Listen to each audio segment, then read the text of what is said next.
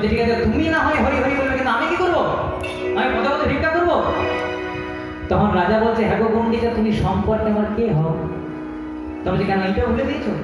বলছে না বলো না। বলছে আমি তোমার স্ত্রী। বলছে আরেকটুকু বলো। বলছে আমি তোমার অর্ধাঙ্গিনী। বলছে আরেকটুকু বলো। বলছে আমি তোমার সহধর্মিনী।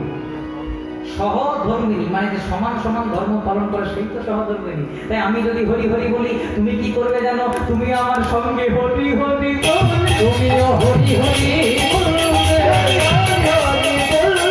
তুমি আমার পথে চলবে, হরি হরি বলবে, তুমি আমার পথে চলবে, হরি হরি বলবে। এবার হরি হরি হরি বলে রাতে রাতে হরি হরি হরি বলে রাতে রাতে হরি হরি হরি বলে রাতে রাতে হরি হরি বলে রাতে রাতে হরি হরি বলবে।